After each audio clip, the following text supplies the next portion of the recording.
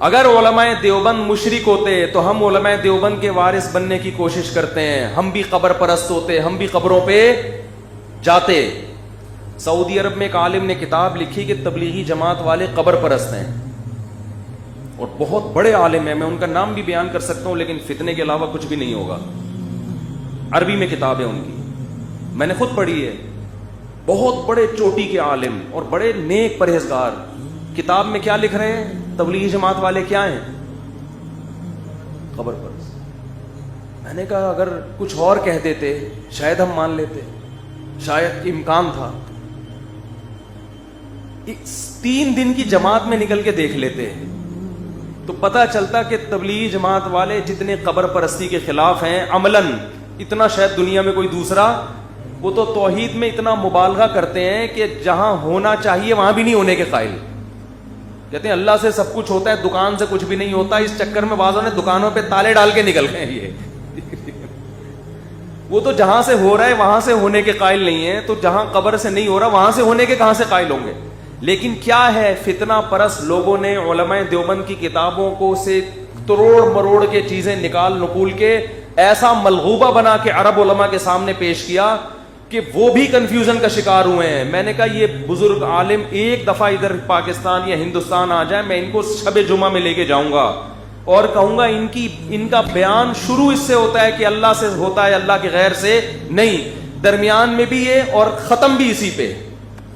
اور ہم نے تبلیغ میں درجنوں بار دیکھا ہے کہ قبر کے سامنے سجدہ کیے ہوئے لوگوں کو اٹھا کے ان کو قبرستان سے اٹھا کے کہاں لے کر آئے ہیں؟ مسجدوں میں.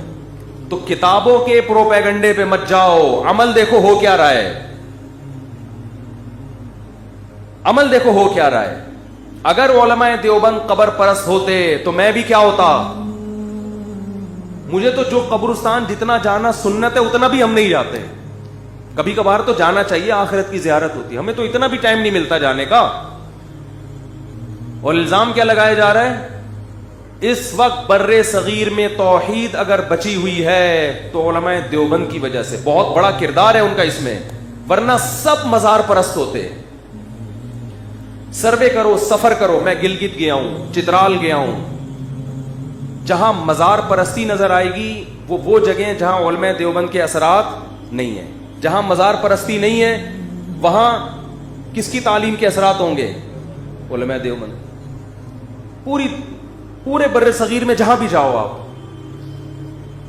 جہاں بھی جاؤ, مزار اگر نظر آ رہے ہیں, قبروں پہ سجدے نظر آ رہے ہیں, بھائی یہاں کوئی عالم دیوبند کا عالم نہیں آیا تبلیغ کے لیے. اور جہاں میں گلگت کے ایسے دیہاتوں میں گیا جہاں ایک بالش سے اونچی قبر نہیں ہے, سب مٹی کی قبریں, ایک بالش سے اونچی کوئی قبر نہیں, بڑے بڑے قبر. میں حیران, یار تم گاؤں دیہات کے لوگ, تمہیں اتنا شور, تو سلسلہ جا کے کہاں ملے گا؟ جا عالم من دیوبند, کہاں سے ایک عالم آئے تھے؟ دیوبند. وہ سب مزار ختم کر کے چلے گئے.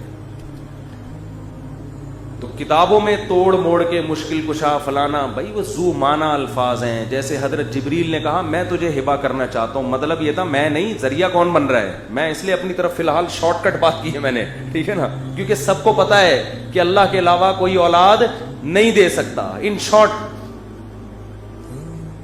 تو بھائی اپنے عقیدے کو مضبوط کرو. اسلام توحید کے معاملے میں بہت حساس ہے. مدد صرف کس سے مانگی جائے گی؟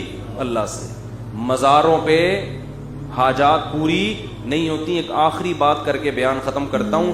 ایک صاحب جن کا آدھا دھڑ فالج زدہ تھا, آدھا دھڑ ہی ہوتا ہے فالج میں, مجھے کہنے لگے کہ میں دعائیں مانگ مانگ کے تھک گیا, میرا فالج ٹھیک نہیں ہو رہا. مجھے کسی نے کہا ہے فلاں بابے کے مزار پہ جاؤ تو وہاں جا کے دعا مانگو تو یہ دھڑ کیا ہو جائے گا, ٹھیک ہے. میں نے کہا جس بابا کی قبر پہ جا رہے ہو آپ کا آدھا دھڑ کام نہیں کر رہا, ان کے دونوں دھڑ کام, تبھی تو قبر میں گئے ہیں. میں نے کہا اگر ان کے دونوں دھڑ میں سے آدھا دھڑ دور کی بات ایک آنکھ بھی کام کر رہی ہوتی نا, مثال کے طور پر آپ کسی بزرگ کا انتقال ہو گیا, آپ نہلا رہے ہیں, ہمارا اسٹائل ہی یہ بات کرنے کا نا. جب میں نے اس کو کہا تو ہنسنے لگا وہ. میں نے کہا جس کے پاس جا رہے اس کے دونوں دھڑ کام نہیں کر رہے بھائی. تو میں نے کہا اگر پھٹے پہ ان بزرگ کو جب نہلانے کے لیے لٹایا تھا ان کا آدھا دھڑ کام کرنے لگتا. تو جو نہلانے والے ان کے دونوں دھڑ کام نہیں کرتے, مر جاتے وہ خوف سے.